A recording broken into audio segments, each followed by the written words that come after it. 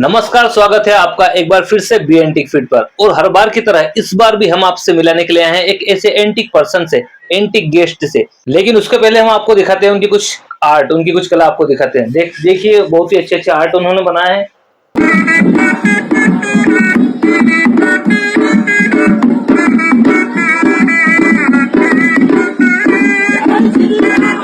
जय श्री राम।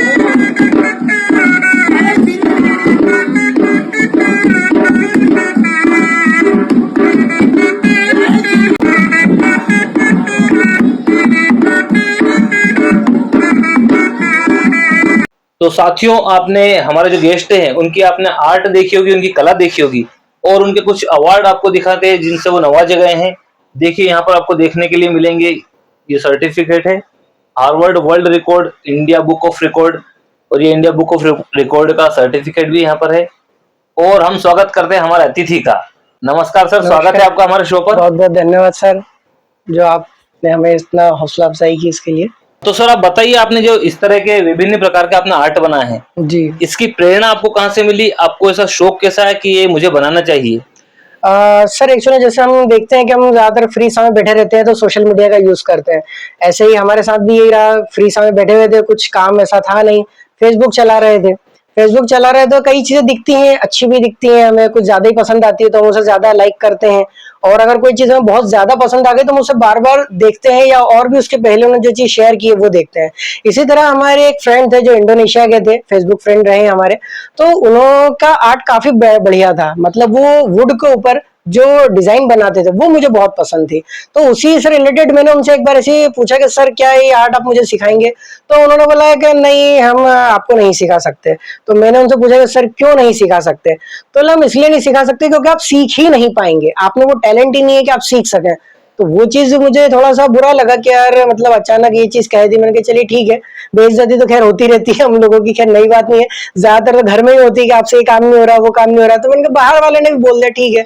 बट जब दूसरा उनका जो कमेंट था वो चीज थोड़ा सा मन को लग गई। उनका कहना दूसरे कमेंट में ये था कि यार आप इंडिया वालों में अभी फिलहाल इतना टैलेंट नहीं है जो आप हमारी कलाकृति को समझ पाए। तो मैंने क्या ठीक है। तो मैंने उनसे उस चीज को लेके ना ही कोई कंप्लेंट करी ना ही कोई बहस करी। मैंने सिर्फ ये मन में ये ठान लिया कि जो चीज इन्होंने मुझसे कही है मैं खुद इनके मुंह से ये चीज कहलवाऊंगा कि हाँ वाकई आप में वो टैलेंट है, इंडिया वालों में वो टैलेंट है कि वो कुछ भी कर सकते हैं, और हो सका तो शायद इनसे अच्छा कुछ बना के दिखाऊं। बस वहीं से मुझे वो प्रेरणा मिली कि नहीं यार, बेइज्जती तो हो गई है और अपने साथ साथ अपने देश को लेके इन्होंने जो टिप्पणी करी है ये बहुत गलत है। तो इनको अपने काम से जवाब देंगे, अपनी जबान से या अपने शब्दों से नहीं। तब मैंने अपनी जर्नी चालू करी। पहले तो वैसे मैं नॉर्मली 8 बजे 9 बजे उठा करते थे हम लोग, बट जब मैंने इस वर्क को चालू करा तो मैंने एक टाइमिंग बनाया कि मैं थोड़ा जल्दी उठूं। तो उसके लिए मैंने 6 बजे सुबह मॉर्निंग में उठना शुरू करा। जो सबसे पहला सेक्रीफाइस होता है हम लोगों का कि भाई हम जल्दी उठ ही नहीं पाते हैं, क्योंकि हम लोग को लेट नाइट सोते हैं तो लेट उठेंगे। तो थोड़ा सा जल्दी उठने की कोशिश करी। फिर जब जल्दी उठे, जल्दी उठने के बाद फिर हमने क्या भाई क्या करना है, तो कुछ नया करना है, तो अब लकड़ी पे कैसे करें। लकड़ी, क्योंकि फिर लकड़ी पे करेंगे तो शोर ज्यादा होगा, उसके बाद में खर्च भी होगा, काफी कुछ चीजें लेके आना पड़ेगी। तो मैंने क्या एक काम करते हैं, पहले इसको थोड़ा सा अपन पेपर पे कटिंग करके कोशिश करते हैं वही डिजाइन लाने की, कि अगर वो डिजाइन तो बनी एक बार अपने से। तो हमने उसी तरह से शुरुआत करी पेपर पर वर्क करने की। धीरे धीरे धीरे धीरे हाथ इतना फिनिशिंग होता गया कि हम ये ही भूल गए कि हमें बनाना किस पे है। मुझे लकड़ी पर वो डिजाइन बनाना थी, बट लकड़ी के बजाय मेरा पेपर पे हाथ इतना फिनिशिंग से होने लगा कि काफी समय बाद में थोड़ा समय जरूर लगा मुझे, मतलब ये वर्क करते करते आज करीब 5 से 6 साल हो गए हैं। मतलब ये आर्ट में इतना फाइन हो गया कि मतलब कुछ ज्यादा मैं अप्रोक्स आपको टाइम बताऊं तो 1 साल भर का टाइम रहा। साल भर बाद में जब मैंने अपनी पोस्ट फेसबुक पे डाली कि भाई मैं ये चीज का आर्ट में कर रहा हूँ, और जो व्यक्ति ने मुझे कमेंट किया था कि यार आपके बस की बात नहीं है क्योंकि इंडिया वाले इतना अच्छा नहीं कर सकते, तो वो बंदा खुद मेरे को साल भर बाद बोलता है कि नहीं, मैंने जो आपसे कहा था शायद लग रहा है आपने उसको ज्यादा ही सीरियस ले लिया। तो मैंने उनसे कहा कि सर आप मुझे बोलते तो इतना प्रॉब्लम नहीं था, क्योंकि मेरी बात है ठीक है, बट आपने बात जो कमेंट आपका था वो कहीं ना कहीं मेरे देश को लेके भी था।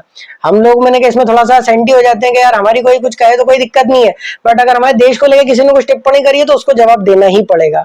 और उसी के लिए मैंने आपसे कोई बहस नहीं करी, आपसे कोई कमेंट नहीं करा, बट मैंने अपने आर्ट को इस तरह से चालू कर दिया, इस तरह निखारा कि एक दिन आप खुद मुझे कमेंट करें कि यार वाकई आपका जो आर्ट है एक नेक्स्ट लेवल तक के है और भी जा सकता है। बोले अच्छा ठीक है।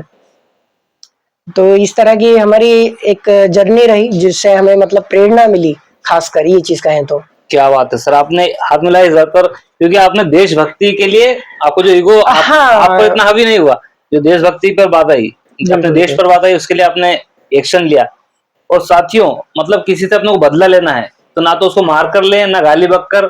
उससे बदला लेना है तो ऐसा लें कि अपना काम करके दिखाएं। बिल्कुल जैसा बिल्कुल, अपने अंदर हुनर है, डेफिनेटली। कोई ने मना कर दिया कि ये तेरे से नहीं होगा, हाँ, कोई सी फील्ड में हो, बिल्कुल तुझसे नहीं बिल्कुल। होगा, तो फिर अपने को करके दिखाना है। हाँ, एक वक्त हमें भी ऐसा लगता है कि हम ये नहीं कर सकते, मगर मेरा ऐसा मानना है कि दुनिया में ऐसा कोई काम नहीं है जो हम नहीं कर सकते, क्योंकि अगर वो काम है या कुछ है तो पक्का हम उसे कर सकते हैं। बस ये उसके लिए हमें दो चीजों की जरूरत, कि यार मुझे ये करना है, और दूसरा ये कि अगर जब तक वो हमारे ईगो को नहीं लगेगा ना कि यार हमें ये करना है, तब तक हम नहीं कर पाएंगे। सर 5 साल हो गए आपको सीखते हुए इसको, हाँ। तो आप इस दौरान क्या क्या अचीव कर चुके हैं? सर इस दौरान मैं काफ़ी कुछ अचीवमेंट किया है, जिसमें से एक आप जैसे ये देख रहे होंगे, ये हार्वर्ड वर्ल्ड रिकॉर्ड है जो मुझे लंदन से मिला हुआ है ना? इसके अंदर ही मैंने रिकॉर्ड बनाया हुआ है। उसी के साथ-साथ हमने हमारे देश का एक रिकॉर्ड भी होता है, इंडिया बुक ऑफ रिकॉर्ड, इसमें भी मैंने 2022 में ही अचीव किया है। ये दोनों ही रिकॉर्ड मैंने 2022 में ही अचीव किए हैं। श्री प्रदीप मिश्रा जी, उनका पोर्ट्रेट बनाने का मुझे मौका मिला और मैंने उन्हें गिफ्ट भी किया।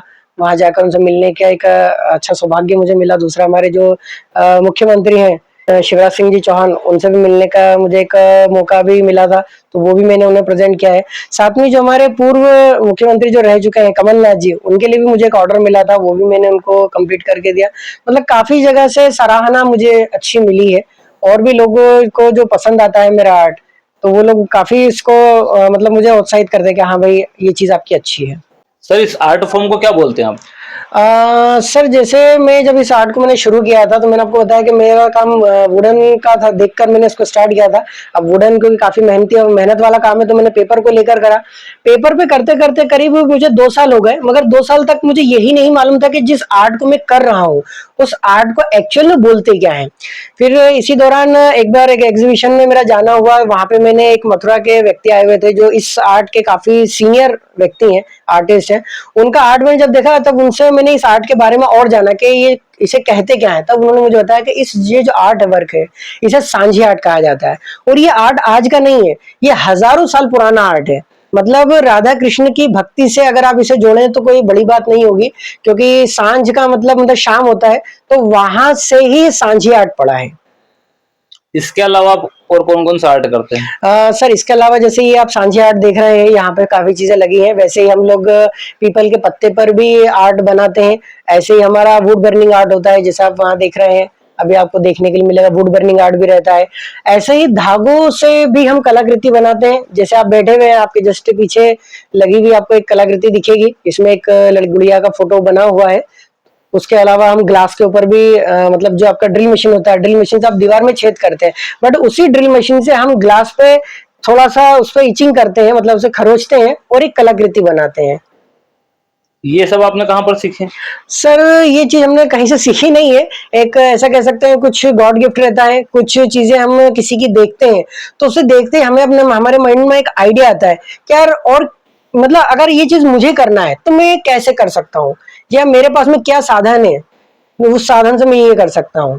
तो सोशल मीडिया से आपकी शुरुआत हुई, बिल्कुल फेसबुक से। बिल्कुल बिल्कुल। तो आप इसको क्या मानते हैं, वरदान मानते हैं कि अभिशाप है?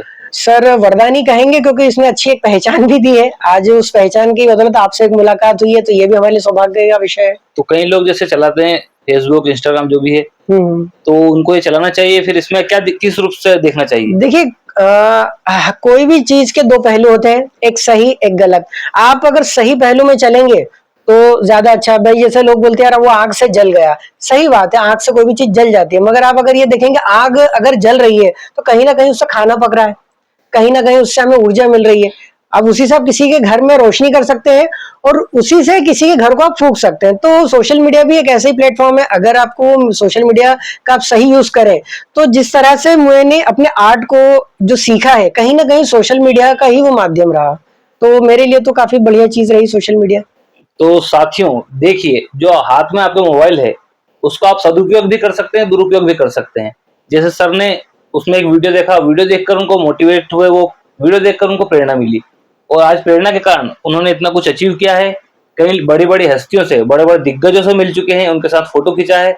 अगर वो ये सब कुछ नहीं सीखते तो आज सर आप क्या होते फिर? अगर उस वक्त ऐसा कुछ नहीं हुआ होता तो आज किसी कोने में बैठे होते, और शायद आज जो इंटरव्यू आप मुझसे मेरा जो ले रहे हैं वो कहीं ना कहीं इसी की बदौलत है कि एक बार इंसल्ट हुई, बेइज्जती हुई, और बेइज्जती होने के साथ वो मुझे अंदर तक फील हुई, क्योंकि बेइज्जती तो हर व्यक्ति की होती है, मगर उसका फील कर लें और अगर आप बैठा लेके यार इस बेइज्जती का जवाब मुझे अपने काम से देना है, अपने बातों से नहीं देना है, कोई लड़ाई नहीं, कोई झगड़ा नहीं, कोई गलत शब्द नहीं, मैं उसको ऐसा करके दिखाऊं कि वो कहे कि हाँ यार मुझसे वो चीज गलती हो गई थी, मगर आप में वो टैलेंट है कि आप कर सकते हो। अच्छा, जैसे हमने पूछा भी जी। कि यदि आप आर्टिस्ट नहीं होते तो आप क्या होते? फिर सर हम नॉर्मली जॉब कर रहे होते, जॉब में अब जो भी हो, किसी ऑफिस वर्क में ऑफिस बॉय का काम होता, आज मतलब हमें एक ऑफिस बॉय की नजरिए से देखा जाता, मगर चूंकि हम एक आर्ट वर्क करते हैं तो आज कहीं भी हम जाते हैं तो चार लोगों में जब खड़े होते हैं तो वहां एक अलग पहचान होती है हमारी कि यार ये आर्टिस्ट है। जैसे कोई जॉब करता है बिल्कुल। तो वो लाइफ थोड़ी सी खराब है।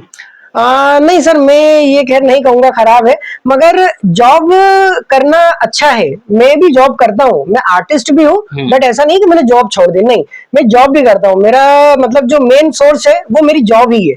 ये मेरे को एक मतलब ये था कि यार प्रोफेशनल की अगर आप बात करें कि यार आप आर्टिस्ट है तो बिल्कुल आर्टिस्ट है। एक हमारा जब खाली समय होता है, जिस खाली समय में लोग मोबाइल चलाते हैं, बैठ के टाइम पास करते हैं, गप्पे मारते हैं, घूमते फिरते हैं, आवारागर्दी करते हैं, वो समय में हम वो सब चीजें ना करते हुए हम हमारे आर्ट को निखारते हैं।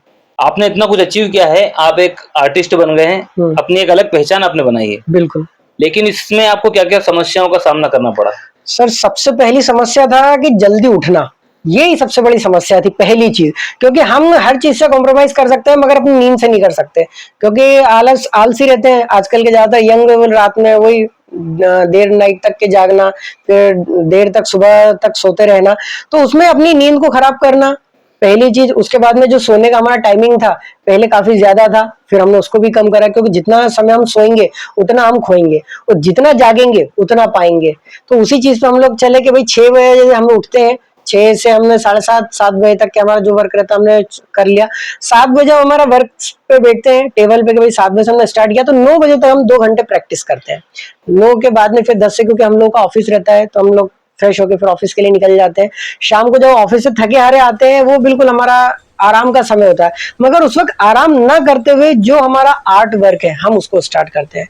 इससे हमें 2 फायदे होते हैं, एक चीज से रहती है कि हम एक नॉर्मल बैठे हुए हैं, कोई काम नहीं कर रहे हैं, हम आराम कर रहे हैं, उस आराम ना करते हुए अगर हम कोई चीज नई सीखने का अगर करें तो वो टाइम सबसे बेस्ट होता है। क्यों? क्योंकि आप थक गए हैं, अब आप कहीं बाहर जाना नहीं चाहते, आप रेस्ट करना चाहते हैं, तो आप अगर एक आर्ट वर्क करते हैं तो वो भी अपने आप में एक अच्छा सा फीलिंग देता है आपको और आगे आपकी ग्रोथ और बढ़ाता है। जब आप 4 लोगों में खड़े होते हैं तो हर व्यक्ति को जानते हैं कि ये व्यक्ति ये वर्क करता है। जैसे अभी आप नॉर्मली अगर मुझसे ही पूछेंगे कि आपका एक्चुअल वर्क क्या है, तो मेरा वर्क अभी फूड ऑयल का है, हम लोग प्योर शुद्ध तेल निकालते हैं, ये मेरा वर्क है। मगर आप मेरी हॉबी पूछेंगे यार मेरी हॉबी क्या है, तो आर्ट वर्क ही मेरी हॉबी है और आगे जाके हो सकता है कि इसमें और अच्छा एक प्लेटफॉर्म अचीव कर सकूं, क्योंकि अभी जिस तरह से कुछ लोगों से मेरा मिलना होता रहता है, जैसे प्रदीप मिश्रा जी से मेरी मुलाकात हुई, मुख्यमंत्री जी से मुलाकात हुई, कमलनाथ जी से मैं मिल चुका हूं, और भी आगे लोगों से मेरा मिलना होगा अगर आप लोगों की दुआ रही और ऑडियंस की दुआ रही। बिल्कुल, हमारा तो पूरा सपोर्ट है आपके साथ में। बहुत बहुत शुक्रिया सर। सर मानव जीवन है और सभी के साथ कोई ना कोई सी समस्या रहती ही है हमेशा। बिल्कुल बिल्कुल रहती है। और जब आप किसी समस्या में रहते हैं, कोई सी प्रॉब्लम हुई लाइफ में, बॉस हुआ, पैसा हुआ, कुछ भी समस्या रहती है बिल्कुल तो सही बात आप है, इस तरह के आर्ट बना सकते हैं या इस तरह के आर्ट आप बनाते हैं? सर मैं ये चीज कहूंगा कि मेरा जो स्टार्टिंग था वो हुआ ही क्रोध से था। लोग कहते हैं कि क्रोध में कोई काम नहीं करना चाहिए, वो बिगड़ जाएगा, मगर मेरे साथ उसका पूरा अपोजिट रहा। मैंने जब इस चीज को करना स्टार्ट किया था वो करा ही क्रोध में था कि यार इसने मेरे से बोला ही कैसे, बस मैंने उसे कुछ नहीं कहा, वो सारा गुस्सा लेके मैं अपने टेबल पे बैठ गया और मैंने इस आर्ट को शुरू कर दिया। आज भी कई बार अगर मुझे किसी चीज को लेकर कोई ज्यादा ही गुस्सा आता है तो मैं अपने आर्ट को लेकर बैठ जाता हूँ, क्योंकि ये जो आर्ट फॉर्म है इसमें सबसे पहली चीज ये होती है कि आपको ध्यान लगाना है अपने आर्ट में, तो जो क्रोध है वो अपने आप धीरे धीरे दूर हो जाता है, आपका ध्यान पूरा वहीं एकाग्र हो जाता है। आपको कोई भी टेंशन हो वो धीरे धीरे वो टेंशन से आपका माइंड दूर हो जाएगा। क्यों? क्योंकि आपको इस आर्ट पर फोकस करना है।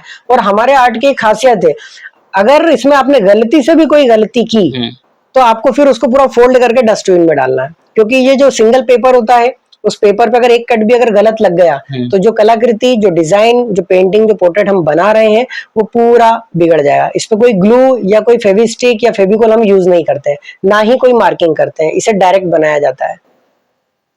तो साथियों, आपने देखा होगा कि लाइफ के अंदर कितनी भी समस्या हो, लेकिन अगर आपने आपका शौक जिंदा रखा है, अपनी जो हॉबी है उसको आपने जिंदा रखी है, और आपने क्रोध के दौरान भी अगर अपनी हॉबी पर आपने फोकस किया, कोई भी आपका स्पोर्ट्स है, कोई सा गेम या आर्ट, डांस, सिंगिंग जो भी हो, यदि आपने उस पर फोकस किया तो आपका गुस्सा तो खत्म हो जाएगा, आपके अंदर, माइंड के अंदर नए नए न्यूरॉन्स डेवलप होंगे, जिससे एक अलग क्रिएटिविटी होगी, बिल्कुल जो कि सर, एक बिल्कुल। बेहतरीन उदाहरण है। कोई व्यक्ति अपने को अगर अच्छा लगा या बुरा लगा वो याद रहता है, सामान्य व्यक्ति कभी याद नहीं रहता है। या तो सबसे अच्छा व्यक्ति आपको याद रहेगा या सबसे बुरा। तो मेरे लिए वो स्टार्टिंग में सबसे बुरे थे, बट उनकी वजह से मैं इतनी सारी चीजें सीख सका हूं, तो इसलिए अब मैं उनको मेरी अच्छी बुक में रखता हूँ कि वो एक अच्छे व्यक्ति रहे। हम आर्टिस्टों के साथ एक बहुत बड़ी परेशानी होती है कि हमें प्लेटफॉर्म नहीं मिलता है। सबसे पहली परेशानी देखिए, हर व्यक्ति में कहीं ना कहीं कोई ना कोई छोटा मोटा आर्टिस्ट होता है, बशर्ते हम उसे कब कैसे निकाल पाते हैं। अब जैसे कि मैंने ये जो आर्ट फॉर्म बना लिया, अब ये घर में अगर रखे रहेंगे तो कौन देखेगा, कोई नहीं देखेगा। तो इसके लिए क्या होता है, एक गवर्नमेंट से हमारा कार्ड बनता है, आर्टिजन कार्ड हम उसको कहते हैं। वो कार्ड बनने के बाद में हमें जो गवर्नमेंट की एग्जीबिशन लगती है, जैसे हमारे भोपाल में रविंद्र भवन है, मानव संग्रहालय है, मानस भवन है, इस तरह के काफी सारे चीजें हैं, वहां पे एग्जीबिशन लगते हैं गवर्नमेंट के थ्रू एग्जीबिशन लगते हैं। तो वहां से हमको सपोर्ट ये मिलता है कि भले ही वहां पे हमारी कलाकृति सेल ना हो, ना बिके, मगर गवर्नमेंट हमको वहां पे कुछ पे करती है, पर डे कर सकती है, या उन्होंने क्राइटेरिया बना के रखा है कि भाई हम इन्हें 5,000 देंगे, 4 दिन के, 6 दिन के, 10 दिन के, या 10,000 देंगे। जो भी एक चीज रहता है वो अमाउंट फिक्स रहती है। उसके बाद में जितने लोग, जितने ऑडियंस, जितने वहां पे देखने वाले आते हैं, उन्हें हमारी कलाकृति पसंद आती है, तो फिर वो क्या करते हैं, हमें ऑर्डर देते हैं। जैसे कि यही मान लीजिए किसी का बर्थडे आने वाला है, उसने बोला कि यार मेरा कोई फ्रेंड का बर्थडे आने वाला है, मैं उसको कोई यूनिक चीज देना चाहता हूँ, एकदम यूनिक, ऐसी कि उसने कभी देखी ना हो और खासकर मार्केट में मिले ही ना। तो सबसे बेस्ट होता है कि वो हस्तशिल्प की कोई चीज है जो हाथ से बनी हो, हैंडमेड हो, तो उसमें हमारी कलाकृति उनको सबसे ज्यादा पसंद आती है, क्योंकि उनका खुद का फोटो होता है और हम उसे पेपर को कट करके बना के देते हैं। आज का आप नॉर्मल अगर देखेंगे तो कोई स्केच कर रहा है, कोई पेंसिल से बना रहा है, कोई वाटर कलर कर रहा है, इस टाइप से पेंटिंग बनाई जाती है। बट पेपर को कट करके पेंटिंग बहुत ही कम लोग बनाते हैं। और अगर मैं ये कहूँ कि फिलहाल मेरे नॉलेज में गवर्नमेंट रजिस्टर्ड पेपर को कट करके, वो गवर्नमेंट रजिस्टर्ड में फिलहाल मैं ही हूँ। ऐसा मुझे इसलिए लगता है क्योंकि मैंने अभी तक लिस्ट में सिर्फ मेरा ही नाम देखा है। हाँ, और आगे ऐड होने, ये मैं भी चाहूंगा कि भाई आगे और भी लोग ऐड हों।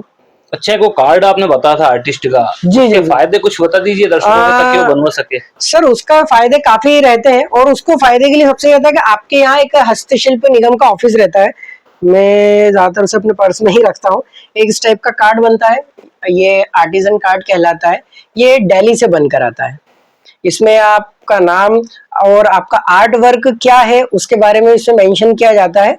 ठीक है, ये बनने के बाद में गवर्नमेंट से रिलेटेड जो भी चीजें आपकी होंगी, मतलब गवर्नमेंट आपको जब भी कोई चीज, जैसे मान लीजिए उन्होंने कोई एग्जीबिशन लगाया, तो उन्हें कैसे मालूम है कि आप आर्टिस्ट हो? आप उनके अगर लिस्ट में रहोगे तो उन्हें मालूम रहेगा, तभी वो आपसे कांटेक्ट कर पाएंगे। ये कार्ड बनने के बाद में वो आपको कॉल करते हैं कि भाई ये आर्टिस्ट व्यक्ति है, यहाँ पे एग्जीबिशन लगने वाला है, आप लोग आइए और आप अपने आर्ट का मतलब सभी को दिखाइए। तो उससे हमें काफी बेनिफिट मिलता है। कोई भी आर्टिस्ट हो अलग अलग प्रांत में, जी जी।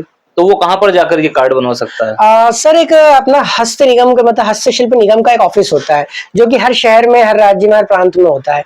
हमें उसका नॉलेज नहीं होता है कि यार वो कहाँ पर है, तो हमें सिर्फ वो पता करना होता है। जैसे अभी आप देखेंगे कि नॉर्मल गूगल है, आप गूगल पे जाके सर्च कर सकते हैं, या कोई भी गवर्नमेंट ऑफिसर अगर आपसे कोई टच में आता है तो उनसे पूछ सकते हैं कि भाई हस्तशिल्प जो हथकरघा है वो कहाँ पर है, या आप जूट सेंटर के माध्यम से भी पूछ सकते हैं। जूट सेंटर भी कहा जाता है कि यहाँ जूट से कोई चीज बुनाई होती है। मतलब गवर्नमेंट का वो ऑफिस जहाँ पर हस्त, मतलब हाथ की बनी हुई कलाकारी को आगे बढ़ाया जाता है। आप जिला पंचायत में जाके भी एक बार पता कर सकते हैं, आपको वहां से भी उसके बारे में मालूम पड़ जाएगा। और आप बच्चों को भी सिखाते हैं स्कूल में जाकर? जी जी, बिल्कुल बिल्कुल, बच्चों को मैं, या फिर उनसे पैसे लेते हैं? नहीं सर, देखिए सबसे पहली चीज होती है, बच्चों से पैसे लेने का तो कोई मोटिव हम लोगों का रहता ही नहीं है। एक्चुअली में बच्चों को सिखाने का मेन मकसद हमारा ये रहता है कि बच्चे आजकल पढ़ाई का इतना बोझ उन पर डाला गया है, इतना बोझ डलता जा रहा है कि वो भूल ही चुके हैं कि यार हमारा जीवन में कुछ और भी है। आप जैसे देखेंगे, अगर बच्चों को आपने कहा कि यार बेटा पढ़ाई करना है, तो वो जी चुरा लेता है, वो उठ के चला जाएगा, आलम टाली देगा, उसको मजा नहीं आएगा। मगर अगर आपने उसको कहा बेटा ड्राइंग करना है, तो वो मन से करेगा, अंदर से करेगा कि नहीं यार मुझे ये चीज करना है और उसको अच्छा लगेगा। तो वैसे ही हमारे आर्ट फॉर्म के लिए हम स्कूल में जब जाते हैं तो जो छोटे बच्चे होते हैं, ज्यादा नहीं 7-8 साल के बच्चे भी हमारे आर्ट को कर सकते हैं, बट उनके लिए एक अलग चीज होती है। नॉर्मली ज्यादा खर्चा भी नहीं होता है कि भाई माता पिता को कोई नई चीज लाके बच्चों को देना पड़ेगा, स्केच है, पेंसिल है, रबड़ है, वाटर कलर है, ऐसी कोई चीज हमारे आर्ट में यूज नहीं होती है। हमारे आर्ट में एक नॉर्मली ड्राइंग शीट, एक नॉर्मल ड्राइंग शीट जो बच्चा कर लेकर आता है, जो आपको मार्केट में 5 या 6 रुपए मिल जाएगी, और एक छोटी कैंची जो अगर आप मार्केट से लेना चाहें तो शायद 10 या 15 रुपए मिल जाएगी। तो एक 20 रुपए में आप हमारे आर्ट को सीखना अगर चाहते हैं, या कोई बच्चा अगर इसे करना चाहता है, वो उसे स्टार्ट कर सकता है। मतलब ज्यादा खर्च करने की आपको जरूरत नहीं पड़ेगी।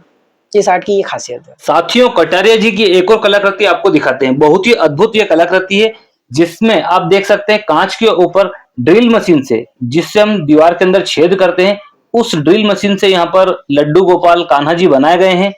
इनका ये एक फॉर्म है, मतलब ये जो आर्ट की स्टाइल है ये एक फॉर्म है। 2 फॉर्म आपको और दिखा सकते हैं इस कला का कैसे उपयोग कर सकते हैं। देखिए आपको दिखाते हैं।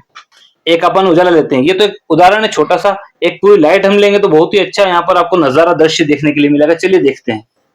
देखिए यहाँ पर जब हम कांच के नीचे कोई सी लाइट लगाते हैं तो कितना सुंदर दृश्य यहाँ पर आपको दिखाई दे रहा होगा कान्हा जी का। ये एक अद्भुत आर्ट है। और ऐसी ही एक और आर्ट आपको हम दिखाएंगे। ये एक फॉर्म है, एक स्टाइल है। इसकी एक और स्टाइल आपको दिखाएंगे, प्रोजेक्टर वाली स्टाइल। चलिए आपको दिखाते हैं। देखिए एक स्टाइल आप देख रहे हैं यहाँ पर, जिसमें आप देख सकते हैं लड्डू गोपाल बिल्कुल क्लियर साफ नजर आ रहे हैं। उसके बाद में जैसे ही हम कांच को पीछे ले जाएंगे, देखिए कान्हा जी कितने बड़े हो रहे हैं। इस टाइप का आप अपने घर पर लगा सकते हैं। बहुत ही अच्छा ये एक आर्ट है। देखिए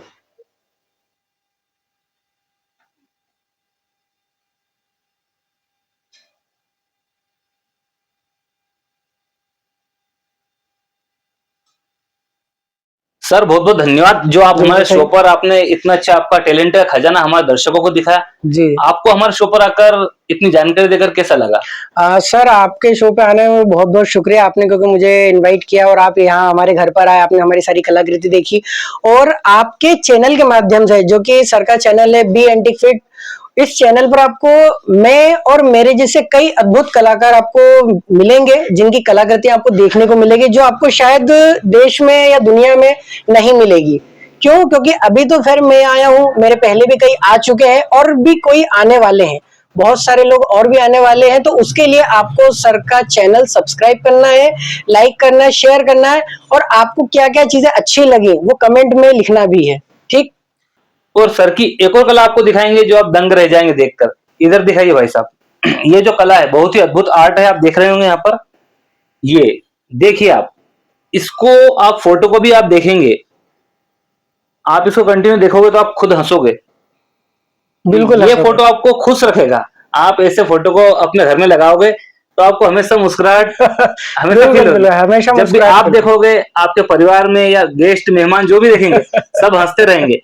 तो हंसी खुशी के साथ हम आपसे विदा लेते हैं। और आपसे ये एक प्रश्न है कि ये जो आर्ट है, ये चित्र आप देख रहे हैं, ये कौन का है? इनको आपने देखा है और कई बार देखा होगा, लेकिन आप कल्पना कीजिए, सोचिए कि ये कौन है। ये कौन है? आपको बताना है कमेंट बॉक्स में कमेंट करके। और पूरे वीडियो में आपको कौन सा आर्ट, कौन सी जो चित्र है आपको अच्छी लगी है वो बताएं कमेंट करके। पूरा वीडियो देखने के लिए धन्यवाद। जय हिंद, वंदे मातरम।